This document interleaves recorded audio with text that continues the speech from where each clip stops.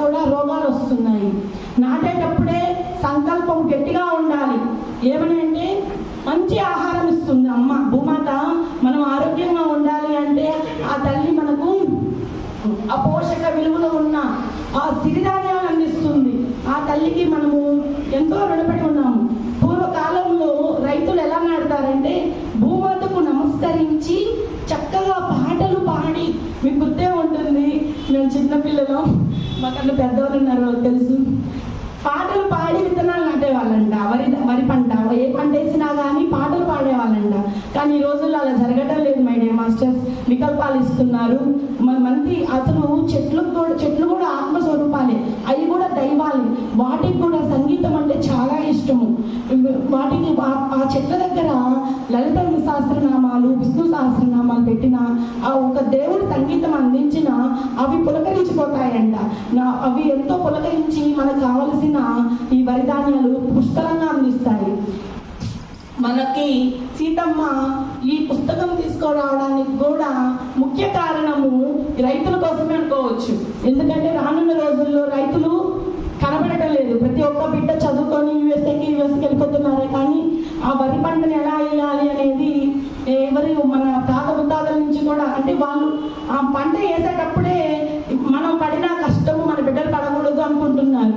కానీ మనం భూమాతను ప్రేమించాలి మాస్టర్స్. మనం భూమాతను ప్రేమిస్తేనే మన శరీరము దృఢంగా ఆరోగ్యంగా ఉంటుంది. మనం నాటేటప్పుడేనే ఎంతో మంచి గుణాలు ఇచ్చి ఆ విత్తనాలు నాటాలి. ఇది సీతమ్మ ఇచ్చిన మెసేజ్. సీతమ్మ చెప్తుంది విత్తనాల్లో కూడా ఆత్మ ఉంటుంది. మనం మాట్లాడే భాష ఆ విత్తనాలకు అర్థమవుతుంది. చెట్లు కూడా మన మాటలు వింటాయి. వాటికి కూడా ఈ సంగీతం అంటే కూడా చాలా ఇష్టం మై డియర్ మాస్టర్స్. అలానే ఒకరోజు మన తల్లి సీతామాత, ఆ తల్లికి ఋషి ఆశ్రమానికి వెళ్ళడం అంటే చాలా ఇష్టం కదా. ఈ మాత సీతమ్మ జనక మహారాజుతో పాటు ఋషి ఆశ్రమానికి వెళ్తారు. ఆ ఆశ్రమానికి వెళ్తుంటే మన ఆతలి డినామినియం మీనాక్షి గారు, ఆవిడ కూడా వెళ్తుంది ఋషి ఆశ్రమానికి. మీనాక్షి, జనక మహారాజు, ఈ మన తల్లి సీతామాత అడవికి వెళ్తారు. వెళ్తే అక్కడ జనక మహారాజు ఇతర ఋషులతో ధ్యాన సాధనలు కొనసాగిస్తే మన సీతమ్మ ఉదయం అంతా ఎగిరే పక్షులతో చెట్లకు నీళ్లు పోస్తూ ఆ యొక్క వచ్చే ఎగిరే పక్షులతో మాట్లాడుతూ ఎంతో ఆనందంగా గడుపుతూ సాయంత్రం అయ్యేసరికి నిద్రపోతారు మీనాక్షి, మన సీతమ్మ. నిద్రపోయినాక ఈ సీతమ్మ తల్లి ఎవరో పిలిచినట్లుగా వెళ్ళిపోతుంది అడవిలోకి. మీనాక్షి అనుకుంటుంది మన సీతమ్మ నిద్రపోయింది కదా, మనం కూడా నిద్రపోదాము అని చెప్పి మీనాక్షి కూడా నిద్రపోతుంది. కానీ మన సీతమ్మ మాత్రం నన్ను ఎవరో పిలుస్తున్నారు అని చెప్పి ఎవ్వరికి చెప్పకుండా, తన తండ్రి గారైన జనక మహారాజుకు కూడా చెప్పకుండా అడవిలోకి వెళ్ళిపోతుంది. అడవిలోకి వెళ్ళిపోయి తిరిగి రాదు. అసలు చీకటి మాట. అడవి అంటే దట్టమైన అడవి. మనము ఆ రోజుల్లో అడవిలోకి వెళ్ళాలి అంటే కాకడాలు పట్టుకొని ఆ కాంతితో అడవిలోకి వెళ్ళాలి. అలాంటి దట్టమైన అడవిలోకి ఈ సీతమ్మ ఒక్కటే వెళ్ళిపోతుంది. సగం అర్ధరాత్రి వేళల్లో లేచి మీనాక్షి చూస్తుంది. అంటే సీతామాత లేదు ఇక్కడ, ఏమై ఉంటుంది, మళ్ళీ ఏ జంతువు బాధపడుతుందో ఆ మాత చెప్పకుండా వెళ్ళిపోయింది. నేను వెళ్ళి జనక మహారాజు గారికి చెప్తాను.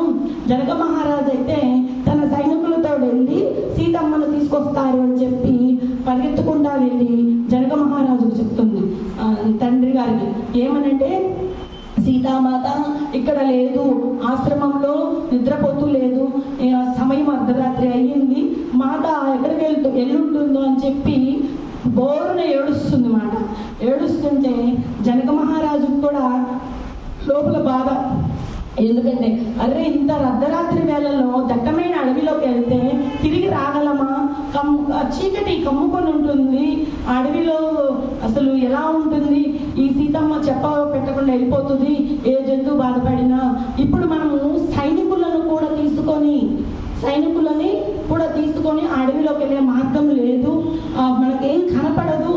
ఉదయము తెల్లవారితేనే మనము అడవిలోకి వెళ్ళాలి, సూర్యుడు ఉదయించాలి, సూర్యుడు ఉదయించేంత వరకు కూడా మనం వెయిట్ చేయాలి అని చెప్పి లోపల భయపడుతూనే జనక మహారాజు ఆ సీతమ్మ తల్లి కోసం ఆ రాత్రంతా ఎదురు చూస్తూ ఉంటాడు అన్నమాట. మీనాక్షి మాత్రం బోరున ఏడుస్తుంది. అసలు అమ్మ సీతమ్మకి ఏమై ఉంటుంది, ఇంకా తిరిగి రాలేదే, ఆ తల్లికి ఏదో అయి ఉంటేనే కదా ఇంకా తిరిగి రాలేదు అని చెప్పి వెక్కి వెక్కి ఏడుస్తుంది.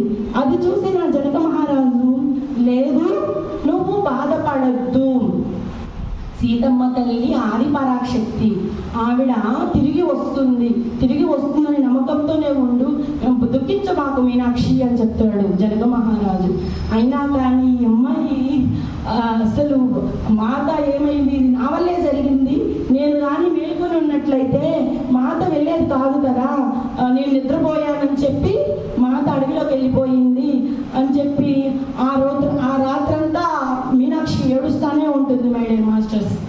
అయితే సూర్యుడు ఉదయించగానే ఆ సూర్యుని కిరణాలు భూమి మీద పడుతుంటే ఆ కిరణాల వెలుగులతో ఆ యొక్క వెలుతురు చూసుకుంటూ ఈ జనక మహారాజు ఆ కాగడాలను వెలిగించుకొని అడవిలోకి వెళ్తే అక్కడ చూసేసరికి సీతామాత చక్క తల్లి కోతి ఒడిలో నిద్రపోతూ ఉంటుంది. అది చూసిన జనక మహారాజుకు నవ్వాలా ఏడవాలా, రాత్రంతా ఎంత భయపడ్డాము మేము, ఈమె మాత్రం హ్యాపీగా నిద్రపోతుంది. ఇక్కడ మీనాక్షి కూడా కళ్ళు ఎర్రబడిపోయినాయి అమ్మాయికి. రాత్రి సీతమ్మ తల్లి కోసము జనక మహారాజుకి నిద్ర లేదు, ఇక్కడ మీనాక్షికి నిద్ర లేదు, తోటి సైనికులకు కూడా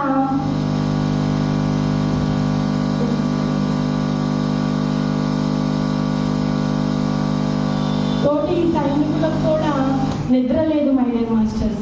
ఇంకా చూసి ఏదైతే ఏమైందని చెప్పి ఆ సీతమ్మను లేపి ఆశ్రమానికి తీసుకొచ్చి అడుగుతాడు జనక మహారాజు సీతమ్మని, అమ్మా ఇది కరెక్టేనా, నువ్వు అడవిలోకి వెళ్తే మళ్ళీ అమ్మటే తిరిగి రావాలి కదా, రాకుండా అక్కడే ఉండిపోయావు, చూడు మీనాక్షిని, ఆ అమ్మాయి కళ్ళు ఎంత ఎర్రపడ్డాయంటే నీ కోసం రాత్రంతా ఏడ్చింది, మీనాక్షికి నువ్వంటే అంత ఇష్టమమ్మా, నీ తల్లి సునయన కానీ ఇక్కడే కానీ ఉన్నట్లయితే ఆ తల్లి ఎంత బాధపడుతుంది, నువ్వు ఇంకా రాలేదే అని భయపడుతుంది, నువ్వు అసలు చెప్పా పెట్టకుండా అలా అడవిలోకి వెళ్ళిపోతావు, అదేమంటే జంతువు బాధపడుతుందంటావు అని చెప్పి జనక మహారాజు అడిగితే అప్పుడు ఆ తల్లి సీతమ్మ చెప్తుంది, నాన్న నేను తిరిగి రావాలని అనుకున్నా కానీ రాలేకపోయా, ఎందుకంటే అప్పుడే పుట్టిన తల్లి కోతి పిల్లలు అంటే కోతి పిల్లలు చెట్టు పై నుంచి కింద పడి చనిపోయినాయి. ఆ తల్లి కోతి బాధపడుతూ నన్ను పిలుస్తుంది, నన్ను నా దగ్గరికి రామ్మా అని పిలుస్తుంది. ఆ యొక్క ప్రేమ ఆ తల్లి ఏడుస్తుంది కదా, ఆ తల్లి కోతిని ఓదార్చడానికి అని చెప్పి నేను వెళ్ళాను.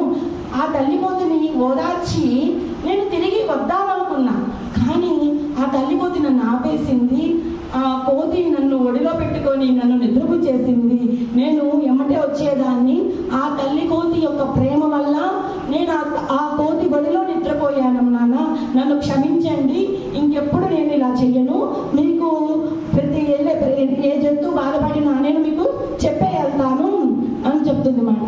చెప్తే జనక మహారాజు అంటాడు, సరే ఇదంతా ఇలా కాదు, మనము ఒక ఒప్పందం చేసుకుందాము, ఏంటంటే నువ్వు ఎప్పుడైనా ఎక్కడికైనా వెళ్ళాలి అనుకుంటే నువ్వు నాకైనా చెప్పాలి, మన పరిచారకులకి ఎవరికైనా చెప్పాలి, ఇలా చెప్పా పెట్టకుండా నువ్వు వెళ్ళకూడదు అంటే, సరే నాన్న నేను మిమ్మల్ని వదిలిపెట్టి నేను ఇలా అడవిలోకి వెళ్ళను, మీ దగ్గర నేను మాట తీసుకుంటున్నానని చెప్తుంది. కానీ జనక మహారాజుకు తెలుసు ఏంటంటే సీతమ్మ తల్లికి ఎవరైనా బాధపడుతున్నారంటే ఎవరికి చెప్పకుండా వెళ్తుంది అని. అందుకని జనక మహారాజు ఏం చేస్తాడంటే ఆ రాజ్యంలో పనిచేసే పరిచారకులు ఉంటారు కదా, మీనాక్షి, ఉషా, అదితి, మనకు తెలిసిన వాళ్ళే, వీళ్ళందరినీ ఒక మీనాక్షి నిద్రపోయిందనుకోండి, ఆ నిద్ర వస్తుంటే ఉషని పెడతారు, ఉషకి నిద్ర వస్తుంటే అదితిని పెడతారు. అలా ఒకరిని మార్చి ఒకరు సీతమ్మకు తోడుగా ఉంచుతారు అన్నమాట. సీతమ్మ తల్లి నిద్రపోయేంతసేపు ఈ పరిచారకులు ఆ తల్లి దగ్గరే ఉండి ఈ సీతమ్మ తల్లిని వెళ్ళనీయకుండా చూస్తుంటారు. ఇలా జరుగుతున్నప్పుడు కొన్ని రోజులకు నిజంగానే సీతామాతకు ఒక కళ వస్తుంది. ఏంటంటే ఆ కళలో ఒక రైతు ఎద్దును కోల్పోయాడు అని కళ వస్తుంది. అది చూసి సీతమ్మ పరిగెత్తుకుంటా వెళ్ళి నది దగ్గరికి వెళ్ళి ఇదంతా మీనాక్షి చూస్తుంది. అరే సీతమ్మ ఇక్కడి నుంచి వెళ్ళిపోతుంది, అసలు ఎందుకు వెళ్ళిపోతుందో నేను ఏమని వెంటబడి నేను వెళ్ళాలి అని చెప్పి ఈ మీనాక్షి సీతమ్మ ఎటువైపుగా వెళ్తుందో అటువైపు వెళ్తుంది.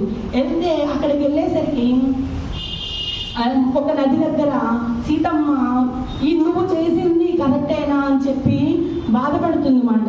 ఇది నువ్వు చేసింది కరెక్ట్ కాదు, నువ్వు చాలా తప్పు చేశావు అని చెప్పి నదమ్మ తల్లిని తిడుతుంటే మీనాక్షికి ఇది చూసిన మీనాక్షికి లోపల భయము అన్నీ వస్తున్నాయి. ఎందుకంటే ఎప్పుడు చూడలా మాతలో ఉన్న కోపం. మాత ఎప్పుడు శాంతంగా చెట్లతో మాట్లాడుతుండేదే కానీ ఎప్పుడు కోపడేది కాదు. అలాంటి సీతమ్మ ఈరోజు నదమ్మను తిడుతుంది, ఏం జరుగుతుందో అని చెప్పి భయపడుతూనే మీనాక్షి దూరంగా ఆ సీతమ్మను చూస్తూ ఉంటుంది. చూస్తూ ఇంకా మరుసటి రోజు ఇంకా మిథిలా రాజ్యానికి వచ్చేసినాక మరుసటి రోజు ఇక్కడ జరిగిన కథంతా జనక మహారాజు చెప్తుంది. ఏంటంటే నిన్న రాత్రి అర్ధరాత్రి వర్షం పడుతుంది కదా, వర్షాన్ని కూడా లెక్క చేయకుండా సీతమ్మ నది దగ్గరికి వెళ్ళి నదమ్మను తిడుతుంది జనక మహారాజు అని చెప్తుంది. చెప్పగానే ఆ తండ్రి గారు అడుగుతారు జనక మహారాజు సీతమ్మని, అమ్మ నువ్వెప్పుడు ఎవరి మీద కోపడవు, అలాంటిది నువ్వు నదమ్మని కోపడడం ఏంటి అని అడిగితే అప్పుడు చెప్తుంది సీతమ్మ, నాన్న ఈ నదమ్మ ఏం చేసిందో తెలుసా, ఒక ఎద్దుని తన లోపలికి తీసేసుకుంది. అందుకని ఆ నదిలో కొట్టుకుపోయిన ఎద్దు యజమాని ఉంటాడు కదా రైతు, ఆ రైతు ఏడుస్తున్నాడు, ఇదంతా ఈ నదమ్మ వల్లే జరిగింది అని చెప్పి ఆ నదమ్మను తిడుతుంది మాట. అమ్మ ఇదంతా నీకు ఎలా తెలుసు, నువ్వేమి వెళ్ళి చూడలేదు కదా, ఇదంతా ఎలా తెలుసు అంటుంది. అంటే నాకు కళ వచ్చింది నాన్న అంటుంది. కళనా, అయితే ఇది నిజమై ఉండదులే కళలే అంటే, కాదు నాకు కళ వచ్చిందంటే అది నిజమే, ఒక ఎద్దు చనిపోయింది అంటుంది. అంటే సరే నువ్వు ఇప్పుడు బాధపడద్దు, నీ బాధలను మేము చూడలేము, నీ బాధను మేము తగ్గించాలి అంటే మేము చేస్తాము, ఆ రైతు ఎక్కడున్నాడో మేము వెతికి తీసుకొస్తాము, నువ్వు మాత్రం బాధపడద్దు తల్లి అని చెప్పి అక్కడ మిథిలా రాజ్యంలో పశువుల సంరక్షణలో ఉంటాడు కదా కిరణ్, ఆ కిరణ్కి చెప్తాడనమాట. ఏమనంటే మన రాజ్యంలో ఎవరైనా ఎద్దును కోల్పోయారో మీరు వెళ్ళి వెతకండి అని చెప్పగానే ఆ కిరణ్ అన్ని వీధులు తిరిగి ఎవరైనా రైతు ఎద్దును కోల్పోయారా అని చెప్పి డంబరా వేస్తారన్నమాట. వేసిన ఎవ్వరూ కూడా రైతులు లేదు, మా ఆవులన్నీ సురక్షంగానే ఉన్నాయి, మా జంతువులన్నీ సురక్షంగానే ఉన్నాయి, మేము ఎవరూ ఏ జంతువును కోల్పోలేదు, ఏ ఎద్దును కోల్పోలేదు, మేమందరం బాగున్నామని చెప్తారన్నమాట. రాత్రి అవుతుంది, రాత్రి అయినా కానీ ఆ రైతు ఎద్దును కోల్పోయిన రైతును వీళ్ళు కనిపెట్టలేకపోతారు. అప్పుడు సీతమ్మ మాత్రం బాధపడుతుంది, ఎందుకంటే అక్కడ ఎద్దు చనిపోయింది కదా. ఇంకా జనక మహారాజు చెప్తాడు, అమ్మ నువ్వు చెప్పింది కళమ్మ, అది నిజం కాదు, నేను దండర కూడా వేయించాను కదా, ఎవరు మన రాజ్యంలో రైతులు ఎద్దును కోల్పోలేదమ్మా అంటే, లేదు నాన్న నేను చెప్తున్నాను ఇది నిజమే, నేను తీసుకెళ్తాను రండి అని చెప్పి మన సీతమ్మ తల్లి ఆ జనక మహారాజు చేయి పట్టుకొని వెళ్తున్నా నది దగ్గరికి. నిజంగానే అక్కడ నదికి అవతల ఒడ్డున ఒక రైతు తన ఎద్దును కోల్పోయాను అని చెప్పి ఏడుస్తూ ఉంటే జనక మహారాజు అది చూసి అడుగుతాడు ఆ రైతుని, ఏం నాయనా ఎందుకు ఏడుస్తున్నావు నువ్వు అంటే చెప్తాడనమాట, నాకుంది రెండు ఎద్దులు, వర్షం కారణంగా కాలు జారి ఒక ఎద్దు ఈ నదిలో కొట్టుకొని పోయింది, చనిపోయింది, నాకుంది ఒకే ఒక ఎద్దు, నా కుటుంబానికి ఆహారం ఎలా, ఆ పొలం దున్నాలి అంటే నాగలి కట్టాలంటే 2 ఎద్దులు కావాలి, ఇప్పుడు ఒక ఎద్దు పోయింది, ఆ ఒక్క ఎద్దుతోనే నా కుటుంబము గడుస్తుందా, నేను పేదరికంలో ఉన్నాను అని చెప్పి బోరును ఏడుస్తాడనమాట. అయ్యో నువ్వు బాధపడాల్సిన అవసరం లేదు, ఇక్కడ జరిగిందంతా మన సీతమ్మ నాకు చెప్పింది, నేను ఈ రోజంతా కూడా దండోరా వేయించా, ఏమని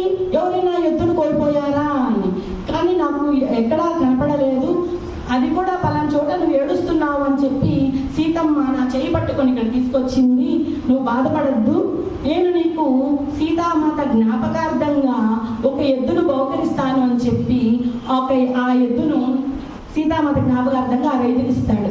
ఆ రైతుకి ఎంత లేని ఆనందం మాట. ఎందుకంటే కుటుంబం గడవాలంటే 2 ఎద్దులు కావాలి కదా, వ్యవసాయం చేయాలన్నా. ఇంకా సీతామాతకు 2 చేతులతో నమస్కారం చేసి కృతజ్ఞత చెప్తాడు. అమ్మ, నీ వల్లే నా కుటుంబం నిలబడింది, నీ వల్లే నా కుటుంబానికి ఆహారం అనేది వస్తుంది, నేను ఎంతో కృతజ్ఞతనమ్మా అని చెప్పి ఆ తల్లికి నమస్కారం చేసి ఆ ఎద్దును తీసుకొని అక్కడి నుంచి వెళ్ళిపోతాడు అన్నమాట. ఇక్కడ సీతమ్మకు జంతువుల మీద ఎంత ప్రేమ ఉందో మనం ఇక్కడ తెలుసుకోవచ్చు. మేడం మాస్టర్స్ కళ్ళలో కూడా చెప్తాయి మాట, ఇలా జంతువులు కూడా చనిపోయాయి అంటే మా అత్తకి అలా తెలిసిపోతుంది. అయితే ఇదంతా చెప్పినాక జనక మహారాజు, అమ్మ నువ్వు ఇక బాధపడద్దు, సంతోషంగా ఉండని చెప్పి తన రాజ్యాన్ని తీసుకెళ్ళిపోతాడు. మరుసటి రోజు సీతమ్మ నది దగ్గరికి వెళ్ళి క్షమాపణలు కోరుతుంది. ఎందుకంటే నిన్న మాత కోపంగా తిట్టింది కదా, నువ్వు చేసింది కరెక్టేనా, నీ వల్ల ఒక ఎద్దు చనిపోయింది, నీ వల్ల కుటుంబమే అస్తవ్యస్తమైపోతుంది, నువ్వు చేస్తుంది కరెక్ట్ కాదని చెప్పి అని తిట్టాను కదా, నన్ను క్షమించు అని చెప్పి 2 చేతులతో క్షమాపణలు కోరుతుంది. ఆ నదమ్మని క్షమాపణలు కోరుతుంటే నదమ్మ ప్రత్యక్షం అవుతుంది. ఇదంతా మీనాక్షి దూరం నుండి చూస్తుంది మాట. అప్పుడు మీనాక్షి అనుకుంటుంది, మాతతో చెట్లు మాట్లాడతాయి, జంతువులు మాట్లాడతాయి, నటమ్మ కూడా మాట్లాడుతుంది, అసలు ఎంత అదృష్టమో నాకు, ఎంత అదృష్టం ఉంటేనే నేను ఈ సీతమ్మ దగ్గర పరిచారకులుగా ఉన్నానని చెప్పి ఆ నదమ్మతో మాట్లాడిన సంభాషణలన్నీ కూడా ఈ మీనాక్షి దూరం నుండే చూస్తుంది. అప్పుడు నదమ్మ ప్రత్యక్షమే చెప్తుంది, సీత, ఒక జీవి పుట్టినాక మరణించక తప్పదు, మరణించినాక మళ్ళీ పుట్టక తప్పదు. ఆ ఎద్దుకి అంతవరకే సమయం. ఆ ఎద్దు తన యొక్క శరీరాన్ని విడిచి ఆ ఆత్మ పైలోకాలకు వెళ్ళి అక్కడ జ్ఞానాన్ని తీసుకొని మళ్ళీ జన్మ తీసుకుంది. ఇందులో ఇది కాలచక్రం ప్రకారమే జరిగింది, దీనిలో ఎవరి తప్పు లేదమ్మా అని చెప్తుంది అన్నమాట. అంటే అవునమ్మా ఇది నిజమే, కానీ నన్ను క్షమించు అని చెప్పి క్షమాపణలు కోరుకుంటుంది అన్నమాట. ఇదంతా విన్న మీనాక్షి కూడా నేను నిజంగా అదృష్టవంతురాలని, మా సీతమ్మ నదమ్మతో మాట్లాడిన మాటలు నేను వింటున్నాను అని చెప్పి ఆ మీనాక్షి పరవశించిపోతుంది. నదమ్మ అదృష్టమైపోయినాక మీనాక్షిని అడుగుతుంది సీతమ్మ, నీకు నదమ్మ కనపడిందా అని. అంటే నదమ్మ అయితే కనపడలేదు, కానీ నదమ్మతో నువ్వు మాట్లాడిన మాటలు అవన్నీ నాకు వినపడుతున్నాయి మాత. ఆమె ఎలా ఉంటుందో నాకు తెలియట్లేదు, ఒక కాంతి రూపంలో ఉంది అంటుంది. అంటే సీతమ్మ చెప్తుంది, ఆమె అసలు ఎంత అందంగా ఉందో తెలుసా, ఆమె చీర కానీ చాలా అందంగా ఉంది ఆ నదమ్మ, ఆమె సౌందర్యాన్ని చూస్తూ అలానే ఉండిపోయాను. అయినా నువ్వు కాంతిని చూడగలిగావా, నువ్వు ఎంతో అదృష్టవంతురాలివి, నువ్వు నదమ్మ యొక్క కాంతిని చూడగలిగావు, నదమ్మ మాటలు వినగలిగావు, నువ్వు ఎంతో అదృష్టవంతురాలివి మీనాక్షి అని చెప్పి సీతమ్మ మీనాక్షితో చెప్తుంది. మీనాక్షి, నువ్వు మీ తండ్రికి మరణానికి గల కారణము నువ్వే అనుకుంటున్నావు కదా, కాదమ్మా, అది నీ తండ్రి మరణానికి కారణము నువ్వు కానే కాదు, అది జరగాలని జరిగింది. మీ తండ్రి గారికి కాలం అంతవరకే ఉంది. అతను తన శరీరాన్ని వదిలిపెట్టి పైలోకాలకు వెళ్ళి మళ్ళీ జన్మ తీసుకున్నాడు. అతనికి నువ్వు అనుకుంటున్నావు నీ మీద ప్రేమ లేదు, ఇతర పరిచారకుల మీదే ప్రేమ ఉంది అని. లేనే లేదు. అతనికి నువ్వంటేనే ప్రేమ, నువ్వంటే ఎంత ప్రేమ ఆప్యాయత అంటే, అతను మరణానికి ముందు, మీ తండ్రి మరణానికి ముందు జనగర మహారాజు దగ్గర మాట తీసుకున్నాడు. ఏంటంటే, నువ్వు మంచి పరిచారకురాలివి అని, నేను పుట్టక ముందలే నేను పుడతాను అని, నా దగ్గర నిన్ను పరిచారకులుగా నియమించాలి అని మా తండ్రి గారి దగ్గర మీ తండ్రి గారు మాట తీసుకున్నారు. దానికి జనక మహారాజు కూడా సరేనని మాట ఇచ్చారు, వాగ్దానం చేశారు.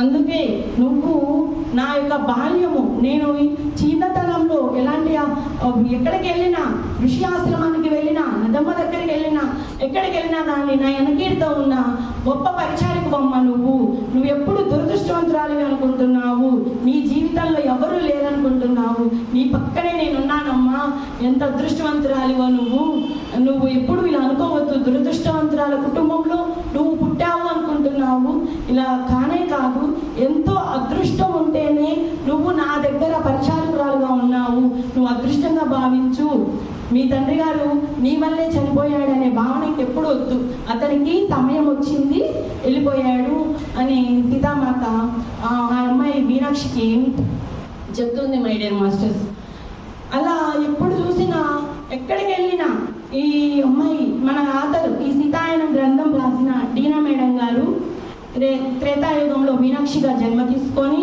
సీతామాత బాల్యము, విద్యాభ్యాసం అన్నీ ప్రతి చోట కూడా ఈ మీనాక్షియే ఉంటుంది.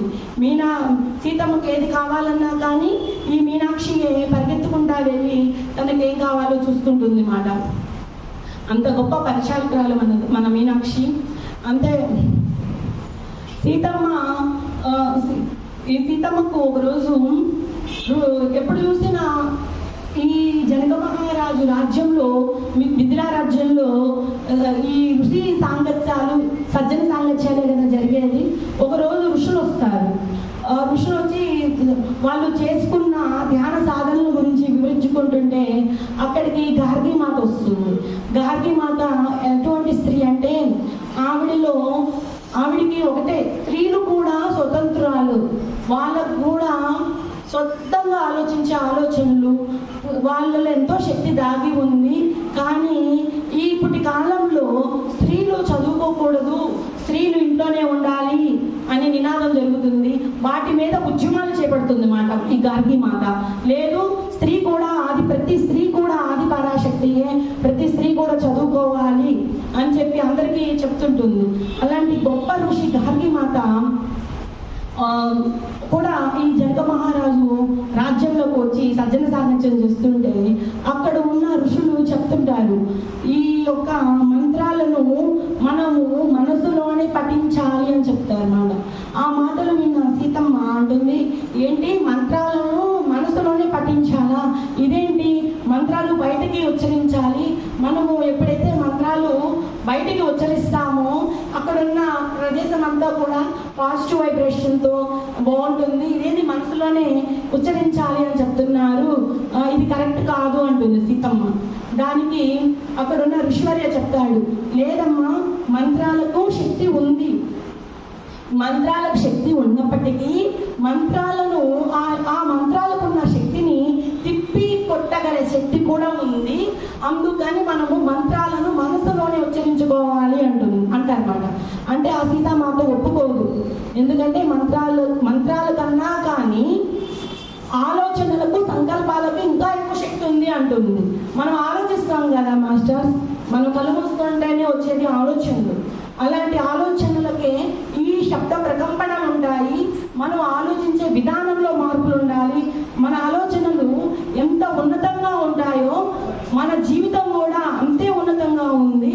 మంత్రాల కన్నా కానీ మన ఆలోచనలకి, మన సంకల్పాలకి శక్తి ఉంది అంటుంది సీతమ్మ. ఆ మాటలు ఉన్న ఋషులు అంటారు, నువ్వు చెప్పింది నిజమే, మన ఆలోచనలకి శక్తి ఉంది, మనం ఏదైనా సంకల్పించుకున్నా దానికి శక్తి ఉంది, కానీ ఇవి ఇప్పుడున్న కాలంలో ఇవి పనిచేయవమ్మా. ఉన్నత లోకంలో వాళ్ళు ఒక ఆలోచన చేశారు అంటే ఆ ఆలోచన ప్రకారమే జరుగుతుంది. ఇక్కడున్న కాలము ఈ నెగిటివ్ వైబ్రేషన్తో ఉంది అని అంటారు. అంత ఈ భూమి ఈ నెగిటివ్ వైబ్రేషన్ ఏంటి అని అంటే ఈ భూమాతను భయపెట్టేవి కూడా ఉన్నాయి ఈ మంత్రాలకు కూడా అని చెప్పంగానే సీతామాతకు ఎక్కడ లేని విషాదం అన్నమాట. ఏంటి, భూమాతను భయపెట్టేంత మంత్రాలు కూడా ఇక్కడ ఉన్నాయా, ఎందుకు ఇలా జరుగుతుంది అని అడుగుతుంది. అప్పుడు ఋషివర్య చెప్తాడు, అమ్మ, రావణుడు అంటే ఆ మాట వినంగానే జనక మహారాజు, అమ్మో ఇంక ఇక్కడే కానీ ఉన్నట్లయితే సీతామాత అసలు మొత్తం అడిగేస్తుంది, అడిగిన రాత్రంతా నిద్రపోదు, దాని గురించి ఆలోచిస్తుంది, నేను ఇక్కడి నుంచి అక్కడ వెళ్ళిపోదామంటాడు. అంటే లేదు నాన్న, భూమిని భయపెట్టే మంత్రాలు, ఆలోచనలు, సంకల్పాలు చేస్తున్న వాళ్ళు ఎవరు నాకు తెలియాలి అంటుంది. అంటే ఆదిపరాశక్తిని ఆపేది ఎవరు? ఇంకా లేదు సీత, మనం వెళ్దాము అని చెప్పి బ్రతిమలాడతాడు. కానీ సీతమ్మ తల్లి ఒప్పుకోదు, నాకు ఆ దుష్టశక్తి ఏదో తెలియాలి అంటుంది. అనగానే ఈ సీతమ్మలో ఉన్న పట్టుదలను చూసి ఒక ఋషి చెప్తాడు ఏంటంటే, రావణుడు, ఈ భూమాతను భయపెట్టేది రావణుడు. అతను ఎంత గొప్ప ధ్యాని అంటే శివుడు భక్తుడు అయినప్పటికీ ఈ భూమిని భయపెట్టే పనులు చేస్తున్నాడు అని చెప్తాడు. చెప్పగానే సీతామాత అంటుంది, ఇదేంటి, వేదాలను చదివి శివుడు భక్తుడు అయ్యుండి భూమిని భయపెట్టే పనులు చేస్తున్నాడా, ఇదేంటి అని అడుగుతుంది మళ్ళీ మాత. అడగగానే అవునమ్మా ఇది నిజము, రావణుడు వేదాలను అభ్యసించాడు, వేదాలను చదివాడు. ఎంత గొప్ప వేద పండితుడంటే అంత మించిన వేద పండితుడు లేడు, అంత గొప్ప పండితుడు ఆయన. అయినప్పటికీ ఆయనలో రాక్షస గుణం ఉంది. ఆయన తల్లి ఎవరంటే రాక్షస స్త్రీ అవటం వల్ల అతనిలో ఈర్ష్య, ద్వేషం, అసూయ, మోహం ఈ గుణాలు ఉన్నాయి.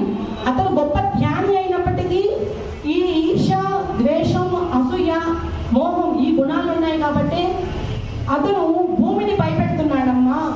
ఈ భూమి మీద వర్షాలు పడనీయకుండా మంత్రాలు ఉచ్చరించే శక్తి రావణుడికి ఉంది అని అక్కడున్న ఋషులు చెప్తారన్నమాట. అది విన్న అదేంటి, మా నాన్నగారు కూడా చాలా గొప్ప ధ్యాని. ఆయన ఎంత ధ్యాని అంటే నదమ్మతో కూడా మాట్లాడి ఇక్కడికి నదీ జలాలను తీసుకొచ్చాడు. అంత గొప్ప ధ్యాని. అంతేనా, అసలు ఈ భూమాత సస్యశ్యామలు అవ్వాలని సాక్షాత్తు నారాయణ అవతారమైన స్త్రీ భూమి మీద ఉండే ఈ పంటలు బాగా పండుతాయి అని చెప్పి ఆది పరాశక్తినే కూతురిగా తీసుకొచ్చాడు. అంత గొప్ప ధ్యాని ఆయన. అయినప్పటికీ కూడా ఈ భూమిని భయపెట్టే సాహసం చేస్తున్నారా అని అడుగుతుంది మాత. అడిగితే రావణుడు చాలా శక్తివంతుడు. అతని మంత్రాల వల్ల భూమి మీద పంటలు పండకపోవటం ఏంటి, నదీ జలాలు కూడా అంతరార్థమైపోతున్నాయి. తాగటానికి కూడా నీళ్లు లేనంత మంత్రశక్తిని ఉపయోగిస్తున్నాడు. దీనికి మనము ఇంకా ఎలాంటి ధ్యాన సాధన చేయాలి అంటే అతనిలో శక్తిని తగ్గించాలి. అతనిలో ఎప్పుడైతే ఆ శక్తి తగ్గుతుందో ఆటోమేటిక్గా ఈ భూమి అంతా కూడా సస్యశ్యామలం అవుతుంది. మనమందరం కూడా ఆ రావణుడిలో ఉన్న ఆ దుష్ట శక్తి ఆ యొక్క మంత్రాలను ఉచ్చరించేటప్పుడు ఆ మంత్రాలు పని చేయకుండా స్థితిలోకి కూడా మనం వెళ్ళాలి అంటే మనం ఇంకా గొప్ప ధ్యాన సాధన చేయాలి. మనం అందరం కూడా అతనిలో తక్కువ శక్తి వచ్చేదంతా కూడా మనము ఎదురు చూడాలి సీత అని చెప్పి సీతమ్మను మిథిల రాజ్యానికి తీసుకెళ్ళిపోతాడు. సీతమ్మ కూడా ఆ రోజంతా ఆలోచిస్తుంది, ఈ రావణుడికి ఇంత వేద పండితుడైనప్పటికీ భూమాతను భయపెడుతున్నాడా అని చెప్పి సీతమ్మ ఆ రోజంతా కూడా బాధపడుతుంది. మరుసటి రోజు జనక మహారాజు సీతమ్మ దగ్గరికి వచ్చి అడుగుతాడు, అమ్మా నువ్వు చదువుకుంటావా అని అడిగితే, అవును నేను గార్గి మాత, అసలు ఆవిడ అంతా బాగా చెప్తున్నారు ధ్యాన సాధనల గురించి, నేను గార్గి మాత దగ్గర విద్యాభ్యాసం చేయడానికి వెళ్తాను నాన్నగారు అని చెప్పి గార్గి మాత దగ్గరకు విద్యాభ్యాసానికి వెళ్ళడానికి నిర్ణయం తీసుకుంటుంది. ఇంతలో సునీనా మాతకు ఊర్మిళ జన్మిస్తుంది. అంటే సీతమ్మకు చెల్లెలు, ఇంకా ఇద్దరు చెల్లెలు పుడతారు, మాండవిక, సుతకీర్తి. సీతామాత విద్యాభ్యాసానికి వెళ్తుంటే ఈ చెల్లెలు కూడా ఆ తండ్రి గారితో చెప్తారు, నాన్నగారు మేము కూడా గార్గి మాత దగ్గర విద్యాభ్యాసం అభ్యసించడానికి వెళ్తాము, మాకు అనుమతి ఇవ్వండి అంటే జనక మహారాజు సీతమ్మతో పాటు వాళ్ళ చెల్లెలైన ఊర్మిలను, మాండవికిని, సుతకీర్తిని గార్గి మాత దగ్గర విద్యాభ్యాసం అభ్యసించడానికి అని వెళ్తుంటారు. వాళ్ళ విద్యాభ్యాసం చాలా చక్కగా జరుగుతుంది మేడం మాస్టర్. దారి మధ్యలో ఎంతో ఆడుతూ పాడుతూ పాటలు పాడుకుంటూ ఆ ఋషి ఆశ్రమానికి వెళ్తుంటారు. దారి మధ్యలో కూడా వర్షం పడుతుంది అంటే ఆ రాజ్యానికి వెళ్ళరు. వర్షంలో బాగా తడిసి ఎంతో ఆనందం. ఎందుకంటే సీతక్క ఎక్కడ ఉంటే ఈ చెల్లెలకు కూడా అంతే ప్రేమ. సీతక్క సీతక్క అని చెప్పి ఆ మాత చుట్టూనే తిరుగుతుంటారు అనమాట. ఒకరోజు ఈ గార్గి మాత దగ్గర విద్యాభ్యాసం అభ్యసించడానికి వెళ్తుంటే దారి మార్గంలో బంగారు లేళ్ళు అవి ఈ దారి మార్గంలో వెళ్తుంటాయి. మనము ఇక్కడే కాసేపు ఆగి ఆ బంగారు లేళ్ళ గుంపును చూద్దాము, ఇవి సంవత్సరానికి ఒక్కసారి వస్తాయి, ఉందాము అని చెప్పి తన చెల్లెలను ఆపుతుంది సీతమ్మ తల్లి. ఆపితే ఎంత దూరం నుంచి చూస్తున్నా ఆ లేళ్ళ యొక్క కాల శబ్దాలు కూడా వినపడవు. ఈ ఊర్మిళ అంటుంది, అక్క ఇది నిజమేనా, మనకెక్కడ జంతువులు వస్తున్నట్టు శబ్దం కూడా వినపడట్లేదు అంటే సీతామాత తన చెవిని భూమి మీదకు పెట్టి, లేదు లేదు ఇంకా సేపట్లో మనము ఆ బంగారు లేళ్ళను చూస్తాము అనగానే సీతామాత చెప్పంగానే నిజంగానే ఆ బంగారు లేళ్ళ గుంపు ఆ దారి మార్గంలో వెళ్తుంది మాట. అప్పుడు అనుకుంటారు వాళ్ళ చెల్లెళ్ళు, మన సీతక్కకు అది భూమి మీద నడిచే జంతువులు బాధపడుతున్నా తెలుసు, అంతేకాదు ఎక్కడో ఉన్న జంతువులు కూడా ఇటువైపు వస్తున్నాయి అని ముందుగానే చెప్తుంది. నిజంగా మన సీతక్కకి అన్నీ తెలుసు అని చెప్పి ఎప్పుడు చూసినా కానీ ఈ చెల్లెలు అక్కను ఆ యొక్క సీతక్కను వదిలి ఉండనమాట. ఎంతో ఆనందంగా ఆ యొక్క గార్గి మాత దగ్గరికి వెళ్ళి ఈ వేదాలను ఆ విద్యను అభ్యసించడానికి వెళ్తుంటారు. అంతేకాదు దారి మార్గంలో మట్టి కనపడుతుంది అనుకోండి, సీతమ్మ బొమ్మలు తయారు చేయడము, ఆ మట్టితో బొమ్మలు తయారు చేస్తూ అక్కడే ఆ చెట్ల కింద ఉండిపోతుంది. ఈ ఎంతసేపటికి ఇంటికి ఆ రాజభవనానికి వెళ్ళదు. సునియన ఎత్తుక్కుంటుంది తన పిల్లల్ని, ఇంకా రాలేదే, సమయం అయ్యింది, ఈ పిల్లలు ఇంకా ఇంటికి రాలేదు, ఎక్కడికి వెళ్ళి ఉంటారు అని చెప్పి ఎత్తుక్కుంటూ వెళ్తే మన సీతమ్మ తన చెల్లెలతో మట్టి బొమ్మలు తయారు చేస్తూ కనపడుతుంది మాట. సునియన చెప్తుంది, అమ్మ ఈ మట్టిలో ఎంత ప్రేమ దాగి ఉంటుందో తెలుసా, ఈ మట్టి అంటే నాకు చాలా ఇష్టమమ్మా. ఎందుకంటే సీతమ్మ ఎవరు, భూమాత బిడ్డ కదా, అందుకే ఆ తల్లికి ఆ భూమాత పట్ల అంత ప్రేమ. అమ్మ నిజమే, నువ్వు అసలు బట్టలు చూసుకున్నావు ఎలా ఉన్నాయో, ఆ మట్టినంతా బట్టలకే పూసుకున్నావు, రా స్నానం చేద్దామని చెప్పి తీసుకెళ్ళి కొసరి అన్నం భోజనము పెడుతుంది మాట. సునీనా మాతకు కూడా వీళ్ళకు ఎప్పుడు చూసినా ఈ తల్లి సీతమ్మ అన్నం తినిందా లేదా అనేదే చూసుకుంటుంది. ఎంతో అద్భుతం మాస్టర్స్ ఇవి.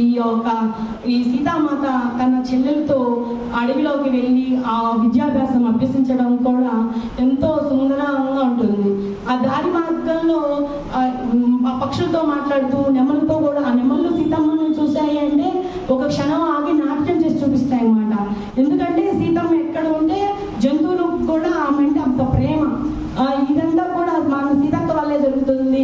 ఈ నెమళ్ళు మన సీతక్క ఎక్కడుంటే ఈ నెమళ్ళు కూడా అక్కడికే పరిగెత్తుకుంటూ వస్తున్నాయి అని చెప్పి ఈ ఊర్మిళ మాండలిక స్థితి కూడా సీతమ్మతో పాటే ఉంటాయన్నమాట. ఎంతో అద్భుతంగా జరుగుతుంది ఈ యొక్క వీళ్ళ యొక్క విద్యాభ్యాసము.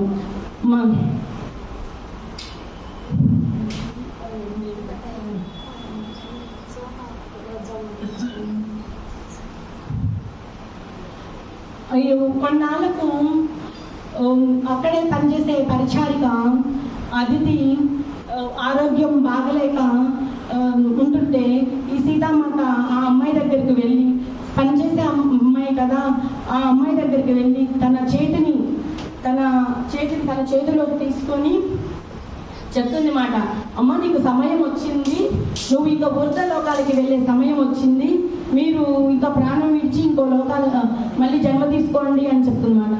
ఇక్కడ సీతమ్మకు తన ఎవరైతే ప్రాణాలు విడుస్తున్నారు అని ముందే తెలుస్తుంది ఆ మాతకు.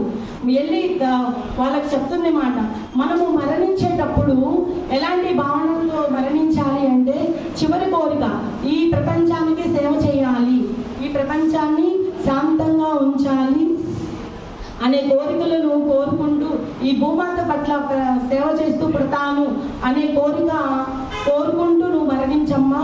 ఆ కోరిక నెరవాలి అంటే నువ్వు మళ్ళీ జన్మలో అలాంటి కుటుంబంలోనే పుడతావు. అంటే ఇప్పుడు మై డియర్ మాస్టర్స్, ఇప్పుడు మనం ధ్యాన సాధన చేస్తున్నాం కదా, ఈ ధ్యాన ఫలం వల్ల మనము రానున్న రోజుల్లో, రానున్న తరంలో అప్పుడు కూడా ఒక ధ్యాని కుటుంబంలో పుడతాము.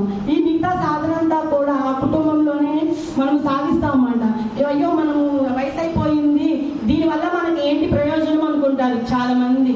లేనే లేదు మాస్టర్స్, దీనివల్ల మనం వచ్చే జన్మలో ఒక ఉన్నతమైన కుటుంబంలో, ధనవంతుల కుటుంబంలో, ఒక ఋషి లాంటి కుటుంబంలో పుట్టడానికి మనం ఇక్కడ చేసిన సాధనల వల్లే, ఈ యొక్క ధ్యాన సాధనల ఫలాల వల్లే మనము మళ్ళీ జన్మ తీసుకునేటప్పుడు ఉన్నతమైన కుటుంబంలో జన్మ తీసుకుంటాం. మై డియర్ మాస్టర్స్, సమయం చిక్కింది అంటే ధ్యాన సాధనలనే కొనసాగించాలి. మనకున్న సమయాన్ని వృధా చేయరాదు. మనము ఎవరో విషయాలు మాట్లాడుకొని వాళ్ళ ఆ సమయాన్ని వృధా చేయరాదు. మై డియర్ మాస్టర్స్, ఈ సీతమ్మ తల్లి కూడా తనతో పాటు ఉన్న ఆ పరిచారికకు చెప్తుంది చక్కగా, మనము ఈ చివరి కోరిక భగవంతుడిలో లీనమైపోవాలని కోరుకోమ్మా అని చెప్పి ఆ అతిథి తన ప్రాణాలను విడిచి వృద్ధలోకాలకి వెళ్ళిపోతుంది. ఈ అతిథి ఎవరు అంటే మీనాక్షికి కూడా మంచి స్నేహితురాలు. మనము గత ఎపిసోడ్లో చెప్పుకున్నాము, మీనాక్షికి ఎవరు లేరు కదా, మీనాక్షి తండ్రి గారే. ఈ అమ్మాయి బాధపడుతుంటే ఈ అతిథియే కదా ఓదార్చేది. ఈ అమ్మాయి ఇప్పుడు ఈ అమ్మాయికి మీనాక్షికి అతిథి చనిపోయేసరికి నాకు ఉన్న ఒక్కగానొక్క స్నేహితురాలు ఈ అతిథి కూడా మరణించిపోయింది. అయినా కానీ నాకు దుఃఖం రావడం లేదు.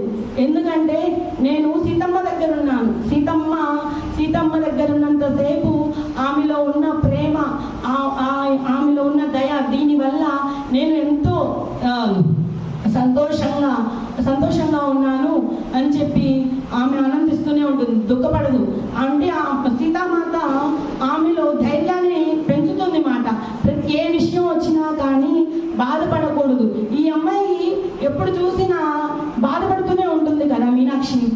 నది దగ్గరికి వెళ్ళాలన్నా మాది దురదృష్టవంతమైన కుటుంబము, ఎవరికన్నా మాట్లాడాలన్నా మాది దురదృష్టవంతమైన కుటుంబం. ఇలాంటి భావనలన్నీ కూడా ఈ సీతామాత తన బోధనలతో తను చెప్తుంది మాట. సీతమ్మ, మనము ఎవరికి దేనికి కూడా బాధపడకూడదు, ఎప్పుడు సంతోషంగానే ఉండాలి అని సీతమ్మ చెప్పిన ఆ బోధనల వల్ల ఈమెలో దుఃఖం లేదు. లేకపోతే ఎప్పట్లాగానే ఈ అతిథి మరణించింది కదా, ఎప్పట్లాగానే ఇంకా తన గదిలోకి వెళ్ళి దుఃఖపడకుండా సీతమ్మ చెప్పిన ఆ బోధనలు విని ఆ ధైర్యం తెచ్చుకుంటుంది మాట. నేను మాత దగ్గర ఎంతో సంతోషంగా ఉండాలి అని చెప్పి ధైర్యం తెచ్చుకొని నవ్వుతూ తన పనులు తాను చేసుకుంటుంది. ఈ అమ్మాయిలో కూడా ఇది చెడు పని, ఇది చిన్న పని, ఇది పెద్ద పని అనేమి లేదు. ఎంచక్కా ప్రతి పనిలో కూడా దైవం ఉంది. ఆ దైవాన్ని నేను ప్రేమతో చేస్తాను.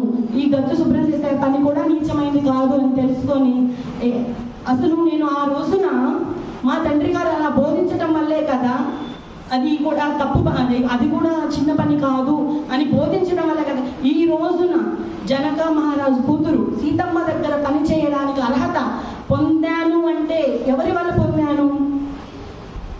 ఈ యొక్క మా తండ్రి గారి వల్లే. నేను చివరి కోరిక కోరాడు మాట జనక మహారాజు దగ్గర దుష్యంతుడు. ఏమని? మా అమ్మాయి చాలా మంచి గొప్ప పరిచారిక, మీకు పుట్టబోయే కూతురు దగ్గర మా అమ్మాయిని పనమ్మాయిగా పెట్టండి అని చివరి కోరిక ఈ దుష్యంతుడు కోరడం వల్లే మన మీనాక్షి సీతమ్మ దగ్గర పరిచారకురాలుగా, ఎంతో సన్నిహితంగా, ఎంతో స్నేహితురాలుగా ఆవిడ చేసే గొప్ప గొప్ప పనులన్నీ కూడా దగ్గరుండి చూసుకుంటుంది మాట మీనాక్షి. అయితే కొన్నాళ్ళకు జనక మహారాజు రాజ్యంలోకి ఎక్కడి నుంచి వస్తుందో తెలియదు కానీ సోమ, ఈ అమ్మాయి చూడడానికి చాలా అందంగా ఉంటుంది. ఎక్కడి నుంచి వస్తుందో ఎవరికి తెలియదు. అయినా జనక మహారాజు అమ్మాయిని చూడంగానే ఈ అమ్మాయిని కూడా మన సీతమ్మ దగ్గర పరిచారకురాలుగా నియమిస్తారు అన్నమాట. ఈ సోమ వచ్చిన దగ్గర నుంచి మీనాక్షి సీతమ్మకు సోమకు మధ్య ఉన్న అనుబంధం ఎలాంటిదంటే, సీతమ్మ మనసులో నాకు స్వీట్ తినాలని ఉంది అనుకుంటే, సీతమ్మ బయటకి చెప్పదు మేడం మాస్టర్స్, మనసులో అనుకుంటుంది నాకు ఇప్పుడు స్వీట్ తినాలని ఉంది అని. అనుకోగానే ఈ సోమ పరిగెత్తుకుంటా వెళ్ళి ఆ స్వీట్ తీసుకొని వస్తుంది. నాకు పలానా పుస్తకాలు చదువుకోవాలి అని ఆ తల్లి అనుకోవడంలోనే, మనసులో అనుకోవడంలోని ఈ మీనాక్షికి చెప్తుంది మాట, పలాని చెప్తే వెళ్ళి తెస్తుంది. కానీ ఇక్కడ సోమ ఎంత గొప్ప జ్ఞాని అంటే, ఈమె సీతమ్మ మనసులో అనుకోవడం ఆలస్యం, వెళ్ళి తీసుకొస్తుంది మాట. ఇప్పుడు శివ పూజ కోసము నాకు పూలు కావాలి అని మనసులో అనుకోగానే గబా గబా పరిగెత్తుకుంటూ వెళ్ళి తోటలోకి వెళ్ళి ఆ రకరకాల పుష్పాలను తీసుకొని వచ్చి ఆ సీతమ్మ తల్లికి అందిస్తుంది. ఇదంతా చూసిన మీనాక్షికి, అరే ఇదేంటి నాకు పని తగ్గిపోయింది, ఈ సోమ వచ్చిన దగ్గర నుంచి నాకు సీతమ్మతో గడిపే సమయం కూడా తగ్గిపోయింది. సీతమ్మ మనసులో అనుకుందంటే చాలు, పైకి కూడా చెప్పదు, అయినా కానీ గబగబ పరిగెత్తుకుంటూ వెళ్ళి తనకేమి కావాలో అందిస్తుంది. నిజంగా ఈ సోమ చాలా గొప్ప. అసూయ పెంచుకోదు మేడం మాస్టర్స్, ఎందుకంటే ఎవరి సాన్నిధ్యంలో ఉంది ఈ అమ్మాయి? జనక మహారాజు, సునియన, సీతామాతల యొక్క సాన్నిధ్యంలో ఉంది. ఈ అమ్మాయిలో అసూయ పెరగదు. మనం అసూయ పడకూడదు, ఒకరిని చూసి అసూయ పడకూడదు అనేది కూడా సీతమ్మ వీళ్ళకి చెప్తుంది మాట. ఈ ఈర్ష, ద్వేష, అసూయాలు కూడా మనలో పెరగకూడదు, అందరిలోనూ మనం ఉన్నాము, అందరము ఒక్కటే అని అని ఆ తల్లి బోధించడం వల్లే ఈ మీనాక్షిలో కూడా అసూయ పెరగదు. సోమ చేయాలనుకుంటుంది, చేయనియండి అని చెప్పి ఎప్పుడు చూసినా సోమే తెచ్చిస్తుంది అని చెప్పి అవన్నీ దూరం నుండి చూస్తుందే కానీ ఆమె ఏమీ అనుకోదు. ఒకరోజు సీతామాత ఎవరికి తెలియకుండా మళ్ళీ అడవిలోకి వెళ్ళిపోతుంది. అడవిలోకి వెళ్ళిపోతుంటే ఎవరికి చెప్పదు, మీనాక్షికి కూడా చెప్పదు. అడవిలోకి వెళ్ళిపోయి తీవ్రమైన ధ్యాన సాధనను కొనసాగిస్తుంది. ధ్యాన సాధన చేస్తూ కళ్ళు తెరవదు మాట. వాళ్ళు ఒక్కసారి కూర్చున్నారంటే ఆ ఉన్నత లోకాలకు వెళ్ళారంటే తిరిగి రారు. అక్కడ ఉన్న ఆనందాన్ని వీళ్ళు చూస్తూ ఉంటారు మాట ధ్యానంలో. అయితే ఆ సమయం అయిపోయింది, అది భోజనం సమయం వచ్చేసరికి సునయన అడుగుతుంది మీనాక్షిని, సీతమ్మ ఇంకా భోజనానికి రాలేదు, నువ్వేమన్నా చూసావా అని అడుగుతుంది. అడిగితే లేదు, నేను చూడలేదు, సోమ వచ్చిన దగ్గర నుంచి సీతమ్మకు ఏది కావాలో ఈ సోమే చూసుకుంటుంది, నాకు పని కూడా తగ్గిపోయిందమ్మా అని చెప్తే సోమని అడుగుతుంది, సోమ సీతమ్మ ఎక్కడికి వెళ్ళింది, అన్నం తినే టైం అయింది కదా అంటే సోమ చెప్తుంది, సీతమ్మ ఆడుకోవాలి అంటే తన చెల్లెలతో ఆడుకుంటుంది, తన చెల్లెలతో ఆటలు పాటలు పాడుకుంటుంది. కానీ ధ్యాన సాధన చెయ్యాలి అంటే ఎవ్వరికి చెప్పదు, ఒక్కటే అడవిలోకి వెళ్తుంది అని చెప్తుంది. చూడండి, వాళ్ళిద్దరు సీతామాతకి ఈ యొక్క సోమకు ఉన్న మధ్య సంబంధం. సోమకు కూడా తెలియదు ఆమె ధ్యాన సాధన కోసం వెళ్ళింది అని. ఇంకా అయ్యో ఇప్పుడు అన్నము భోజన సమయం అయింది కదా, ఆమెను లేపి తీసుకురండి అని చెప్తే కొంతమంది పరిచారకులతో ఈ మీనాక్షి కూడా అడవిలోకి వెళ్తుంది సీతమ్మను తీసుకురావడానికి. అక్కడికి వెళ్తే సీతమ్మ గొప్ప ధ్యాన స్థితిలో ఉండిపోతుంది. ఆవిడను ఎంత లేపినా లెగవదు. ఇంకా మీనాక్షి మాత ఇంకా లేచేటట్లేదు, ఇది వెళ్ళి నేను జనక మహారాజు దగ్గరికి వెళ్ళి చెప్తాను అని చెప్పి జనక మహారాజు దగ్గరికి వెళ్ళి చెబుతుంది మాట. సీతామాత గొప్ప ధ్యాన స్థితిలో ఉంది, ఆవిడని మనం లేపడం సాధ్యం కావట్లేదు అని చెప్తే జనక మహారాజుకి అర్థమైపోతుంది, మాత ధ్యానంలో కూర్చుంది అంటే ఉన్నత లోకంలోకి వెళ్ళిపోతుంది, ఆవిడని మళ్ళీ భూమి మీదకి తీసుకురావాలంటే ఎంతో కష్టమైన పని, నేను వెళ్తాను, ఇక్కడ ఉన్న ఋషివర్యులని అందరినీ తోడుపెట్టుకొని వెళ్తానని చెప్పి గబా గబా పరిగెత్తుకుంటూ వెళ్ళి అక్కడ ఉన్న ఋషులందరినీ కూడా తీసుకొని ఆ అడవిలోకి వెళ్తారనమాట. కొన్ని పళ్ళు, నీళ్లు, ధ్యాన సాధన చేస్తే మంచినీళ్ళు కూడా కావాలి కదా, తినడానికి ఆహారము, అక్కడ ఉన్న పళ్ళు, నీళ్లు తీసుకొని కొంతమంది ఋషులతో జనక మహారాజు సైనికులతో ఆ అడవిలోకి వెళ్తారు. వెళ్ళంగానే సీతామాత గొప్ప ధ్యాన స్థితిలోకి ఉంటుంది. ఎంత లేపినా లేగవదు. ఈ తల్లిని భూమి మీదకు తీసుకురావాలి అంటే నేను కూడా ధ్యాన సాధన చేసి ఆ తల్లికి నేను కనెక్ట్ అయితేనే ఈమె కళ్ళు తెరుస్తుంది, లేకపోతే ఈమె కళ్ళు తెరవదు అని చెప్పి అక్కడున్న ఋషులందరూ కూడా ఆశీనులై కూర్చొని ధ్యాన సాధన కొనసాగిస్తారు. ధ్యాన సాధన కొనసాగిస్తే జనక మహారాజు ఆ తల్లి ఎక్కడుందో ధ్యాన సాధనలో అక్కడికి వెళ్ళి సీతామాతతో, సాక్షాత్తు లక్ష్మీ స్వరూపి కదండి మన సీతమ్మ, పూర్ణాత్మ ఆవిడతో మాట్లాడతాడు. అమ్మా, నువ్వు వచ్చిన పని ఇంకా పూర్తి కాలేదు, భూమి మీద నువ్వు చేయవలసింది ఇంకా ఉంది. నువ్వు ఇలా ధ్యానంలోనే ఉండిపోతే ఎలా అమ్మా, నువ్వు మళ్ళీ భూమి మీదకు తిరిగి రావాలి అని చెప్పి జనక మహారాజు ఆ తల్లిని సీతమ్మను వేడుకుంటే లేదు, వస్తున్నాను భూమి మీదకు, నేను కళ్ళు తెరుస్తానని చెప్పి ఇదంతా కూడా ధ్యానంలోనే జరిగిపోతుంది. మై డియర్ మాస్టర్స్, జనక మహారాజు సీతమ్మకు మధ్య కనెక్షన్ ధ్యానంలోనే జరుగుతుంది. ఇంకా సీతమ్మ కళ్ళు తెరుస్తుంది అనంగా ఈ జనక మహారాజు కూడా కళ్ళు తెరిచి చూస్తే అక్కడ ఉన్న ఋషులు అడుగుతారు, ఇదేంటి సీతమ్మ ఇంకా కళ్ళు తెరవలేదు, మీరేంటి కళ్ళు తెచ్చేసారంటే లేదు వస్తుంది సీతమ్మ, ఇంకా కాసేపట్లో కళ్ళు తెరుస్తుంది అని అనగానే నిజంగానే కాసేపట్లో సీతామాత కళ్ళు తెరుస్తుంది.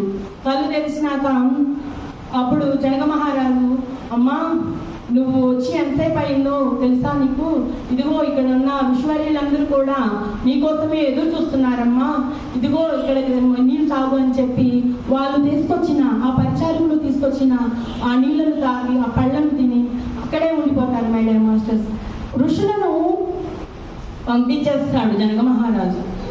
ఎందుకంటే సీతమ్మతో మాట్లాడాలి, సీతమ్మతో మాట్లాడే విషయము ఒకటి ఉంది. అందుకని ఋషులను మీరు మీ ఆ రాజ్యానికి వెళ్ళి భోజనం చేసి విశ్రాంతి తీసుకోండి, నేను సీతమ్మతో వస్తాను అని చెప్పి సీతమ్మ దగ్గర జనక మహారాజు ఉంటాడు. ఇంకా జనక మహారాజు అడుగుతాడు, ఏందమ్మా ఎందుకు నువ్వు ఇంత గొప్ప ధ్యాన స్థితిలోకి వెళ్ళావు, మళ్ళీ తిరిగి రాగలగా శక్తి నీకు ఏంటి అని వచ్చే అంత శక్తి ఎలా వచ్చిందని అడుగుతాడు. అప్పుడు చెప్తున్నా నారాయణ, నన్ను వివాహం చేసుకునే పురుషుడిని కలిశాను. ఆ పురుషుడు చెప్పాడు ఏమని అంటే, త్వరలో నేను నీ దగ్గరికి వస్తాను, వచ్చి నేను వివాహం చేసుకుంటాను.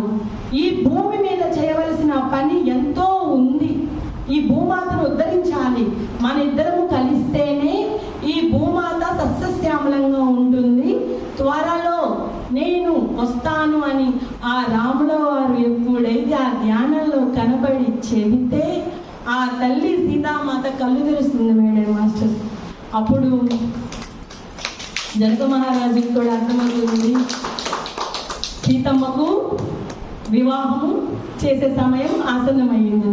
Thank you masters. మనం నెక్స్ట్ ఎపిసోడ్లో ఆ తల్లి వివాహం గురించి మాట్లాడుకుందాము. Thank you very much. Madam గారు సీతమ్మ గురించి అనుభవాలు ఎన్నో ఉన్నాయి, మేడం గారి మాటల్లో విందాము.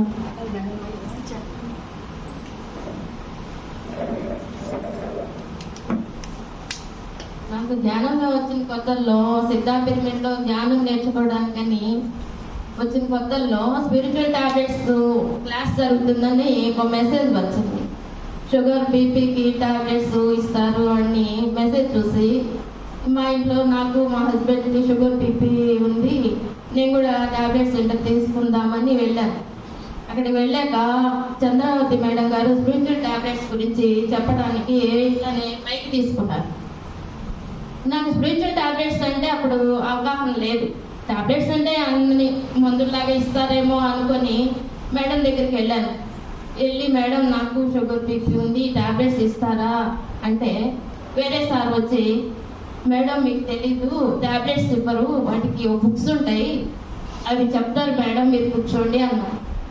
ఈలోపే ఇక నా స్థితి మారిపోయింది. ఈ మైక్ని ఆ మేడం దగ్గర నుండి నేను తీసుకొని నేనే ఒక శక్తి స్వరూపిణి లాగా ఆ క్షణంలో మారిపోవడం జరిగింది.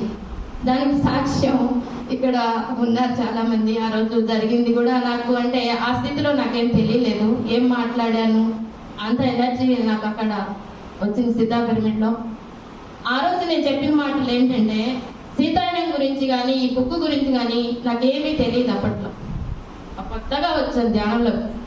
అలాంటిది సీతాయనంలో ఉన్నదే మీరు చెప్పారు మేడం. సీతాయనంలో ఏం చెప్పబడింది అంటే నేనేం చెప్పాను అనేది వాళ్ళు చెప్తేనే నాకు అర్థమైంది. స్త్రీ ఒక శక్తి స్వరూపిణి. ప్రతి ఇంట్లో ఒక స్త్రీ ఒక శక్తిగా తన కుటుంబాన్ని తనే సంరక్షించుకుంటూ తనకు కావాల్సినవి అన్ని కూడా తనే సమకూర్చుకొని తన బిడ్డలకు కానీ తన అత్తమామలకు కానీ తల్లిదండ్రులు కానీ ఈ వ్యవస్థను కానీ అంతా కూడా మార్చే శక్తి స్త్రీలో ఉంది. అది గ్రహించలేక అయోమయంలో ప్రతి ఇంట్లో కూడా అనారోగ్యాలు ఇబ్బందులు పడుతూ ఎన్నెన్నో బాధలు పడుతూ ఉన్నారు. స్త్రీ అందే కూడా ఈ ధ్యానం అనేది కూడా నాకు అప్పుడు తెలియదు కదా. ఈ మాటలన్నీ నా నోటి ద్వారా వింటూ ఉంటే నేను మాట్లాడే ప్రతి మాట ఆ చివరి వ్యక్తి వరకు కూడా ఒక వైబ్రేషన్, అంటే అంత శక్తి తరంగాలు వచ్చినాయి అని చెప్పారు. నేను కూడా ఇలా అమ్మవారి రూపంలోనే శక్తిగానే ఇక్కడ నిల్చొని అంతసేపు మాట్లాడటం జరిగింది. ఆ కాసేపట్లో నేను కరెంట్ పాస్ అవుతున్నట్టు నాకు ఒళ్ళంతా ఫుల్ వైబ్రేషన్ వచ్చింది. ఇలాంటి అనుభవాలు నా జీవితంలో చాలా ఉన్నాయి. కళల రూపంలో ముందే తెలియటం, అంటే ధ్యానం రాకముందే ఏదైనా ఒక సమస్య ముందు వస్తుందంటే నాకు ముందే తెలియటం, జాగ్రత్త పడడానికి అనేది నాకు తెలిసేది. ఎక్కువగా నా జీవితం మౌనంతోనే గడిచిపోయింది. నాలో నేను, అంటే మౌనమే ఒక ధ్యానం, మౌనమే అనంతమైన శక్తి అని ధ్యానం ద్వారా నేను తెలుసుకున్నాను. ధ్యానంలోకి రాకముందు ఈ మౌనం అనేది ఏంటి, ఒంటరితనం ఏంటి, బాధ ఏంటి, మౌనం ఏంటి, ఎవరు నాతో మాట్లాడటానికి ఎవరు లేరే అనే ఒక బాధ ఉండేది. కానీ పూజలు ఇవన్నీ ఎక్కువ చేస్తూ ఉండేదాన్ని. దానివల్ల నాకు ఒక శక్తి అనేది నాతో మాట్లాడుతుంది అనేది నేను గ్రహించగలిగా. ధ్యానం ద్వారా గ్రహించలా, పూజల వల్ల నాకు ఎవరు ఉన్నారు, శక్తి నాతో పాటు నడుస్తుంది, నన్ను నడిపిస్తుంది, కష్టాల్లో బాధల్లో తోడుగా ఉండి నాకు ప్రతి క్షణం ఇలా వెళ్ళు అని ఒక మార్గదర్శకంగా. ఈవెన్ చిన్న విషయం, ఒక అవసరమైన క్షణంలో ఇంటి తాళాలు కనపడకపోయినా నేను అడగగానే మనసులో, అమ్మా ఇప్పుడు నేను అర్జెంట్గా వెళ్ళాను కదా, ఆ తాళాలు ఎక్కడ పెట్టాను నాకు కనపడలేదు అనగానే అదే ప్లేస్కి నన్ను తీసుకెళ్ళి ఆ చేయబెట్టగానే అలా తాళాలు కనపడటం, ఇది చాలా చిన్న విషయం. ఇలాంటి గొప్ప గొప్ప విషయాలు నా జీవితంలో చాలా జరిగినాయి. ఇలాంటి అవకాశం వచ్చినప్పుడు మళ్ళీ చెప్పుకుందాం. ఇప్పుడు ఒక 5 నిమిషాలు ధ్యానం చేద్దాం. ఆ రోజు అలా అమ్మవారు కనెక్ట్ అయినప్పుడు అందరు అన్నారు, అమ్మకు శక్తి కనెక్ట్ అయ్యింది, ఈ సీతాయనంలో బుక్కులో ఉన్నది చెప్తున్నారు అని అందరు అన్నారు చుట్టుముట్టి. సీతాయనం ఏంటి నాకు తెలియదు, ఆ మాటే వినలేదు. అవునండి పత్రిజీ గారు సీతాయన ప్రతిష్ఠి చదవాలన్నారు, ఉచితంగా ఇక్కడ పంచుతున్నారు, మీరు కూడా చూడండి ఆ బుక్ లో ఉన్నాయే మీరు చెప్పారు అన్నప్పుడు నాకు చాలా ఆనందం వేసింది. అదే సీతాయనం ఈ రోజు మనందరికీ వినటానికి అవకాశం కల్పించిన నన్నూరు శ్రీనివాసరావు గారికి, ఈ రామాలయంలోని అందరికీ కూడా మనం కృతజ్ఞతలు తెలుసుకోవాలి. మీకు అందరికి కూడా వేల కృతజ్ఞతలు మేడం. ఈరోజు నన్నూరు శ్రీనివాసరావు గారి పుట్టినరోజు, అందరూ కూడా సార్కి మనం విషెస్ చెప్తాము. Happy birthday.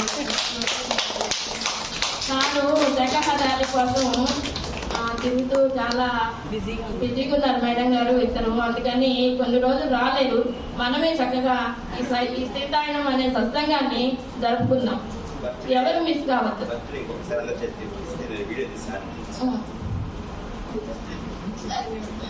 ఈరోజు మనకి ఎంత గొప్ప అవకాశాన్ని, సీతాయనము ప్లస్ ధ్యానాన్ని మనకు అందించాలని ఒక గొప్ప సంకల్పంతో పత్రిజీ గారికి ప్రియ శిష్యుడిగా, గురువుకు తగ్గ శిష్యుడిగా నన్నూరు శ్రీనివాసరావు గారు తన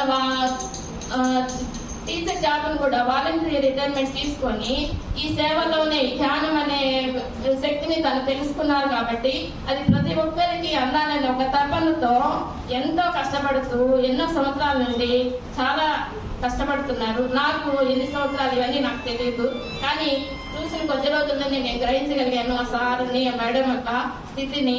వాళ్ళు అన్నిటికీ కూడా అసలు ఎంతో కష్టపడుతున్నారు. శాఖాహారాలు అంటే ఒక 20,000 మంది రావాలి మన ప్రకాశం జిల్లాలో జరగాలని ఒక తపనతో 4 నెలల నుండి జిల్లాలు, గ్రామాలు, రాష్ట్రాలు అన్ని తిరుగుతూ ప్రతి ఒక్కరిని ఇన్వైట్ చేస్తున్నారు. ఆ రోజు జూలై 14వ తేదీ మనందరం కూడా ఆ శాఖాహార ర్యాలీలో పాల్గొని మనకున్న అనారోగ్యాలన్నింటినీ, కష్టాలన్నింటినీ, కన్నీళ్ళన్నింటినీ పోగొట్టుకుందాం. సంతోషంగా మన జీవితాన్ని ధ్యానంతోనే ముడిపడి ముందుకు సాగుదాం. ఈ సందర్భంగా నన్నూరి శ్రీనివాసరావు గారి పుట్టినరోజు సందర్భంగా మనమందరం కూడా ఆ సీతారామరావు వారు ఆశీస్సులు ఎల్లవేళలా కుటుంబానికి ఉండాలని కోరుకుందాం. కృతజ్ఞత తెలుపుకుందాం.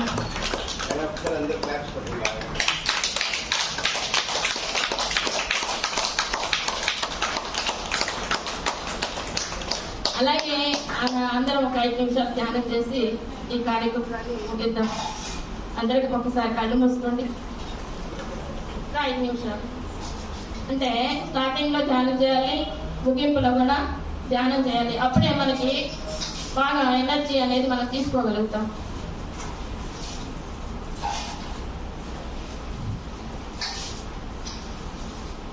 ఇంతటి గొప్ప మహా భాగ్యాన్ని కలిగించిన పత్రిజీ గారికి మనం అందరం కూడా శతకోటి వందనాలు తెలియజేసుకుందాం.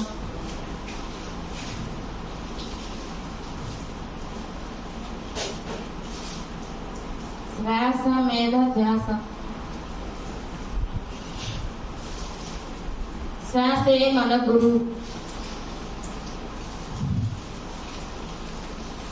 మనము ఈ జన్మ ఎందుకు తీసుకున్నాం, అసలు ఈ భూమి మీదకి ఎందుకు వచ్చాము అనేది తెలియాలి అంటే మనం ధ్యానం చేయాలి. ఈ ధ్యానం వల్లే మనకు ఈ జన్మ రహస్యం అనేది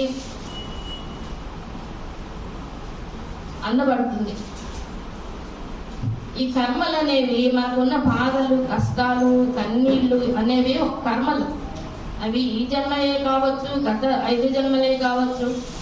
ఏ జన్మలో అయినా కర్మ అనేది ఉంది అంటే మళ్ళీ ఆ కర్మని అనుభవించడానికే మనం జన్మ తీసుకుంటాం.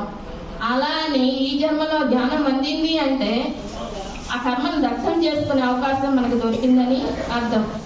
ఈ ధ్యానాన్ని ఎవరు కూడా వదలకు. ఎవరి వయసు ఎంత ఉందో అన్ని నిమిషాలు, రోజుకి 24 గంటలో 1 గంట కేటాయించుకొని చక్కగా ధ్యానం చేద్దాం. మీ సంకల్పాలు ఏమున్నా కూడా ధ్యానం చేసే ముందు కూడా మీరు చెప్పుకొని ధ్యానంలో కూర్చుంటే వాటికి మీకు సమాధానాలు దొరుకుతాయి. ఎప్పుడైతే నిష్ఠగా సాధన చేస్తూ ఉంటారో మీ యొక్క బాధలని, కర్మలని దగ్ధమయ్యి ఆరోగ్యాలు, సంతోషాలు ఈ ధ్యానం ద్వారా మనకి దక్కుతాయి.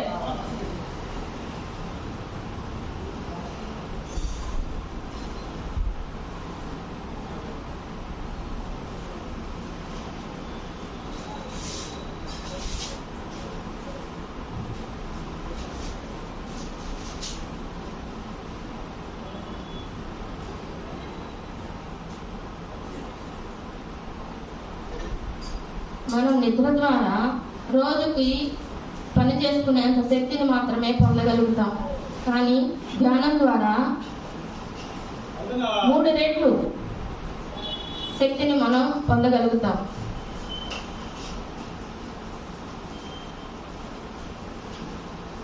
సరైన మార్గంలో పయనించగలుగుతాం.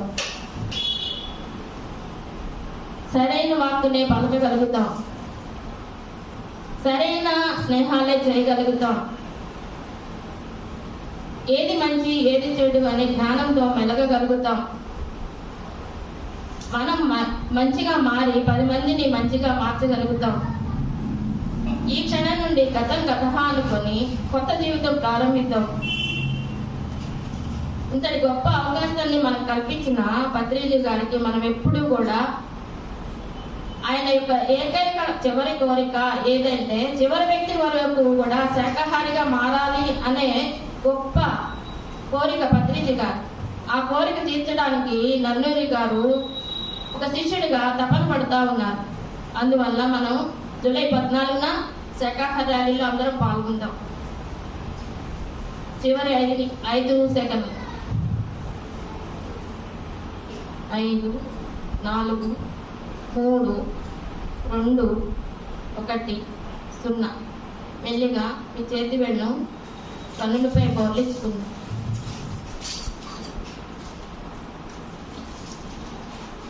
5, 4, 3, 2, 1, 0. మెల్లిగా చేతులను చూసుకుంటూ కళ్ళు తెరుస్తూ చేతులను చూసుకుంటూ ఆ శక్తిని కూడా మళ్ళా మన్నలోకే పంపుదాం.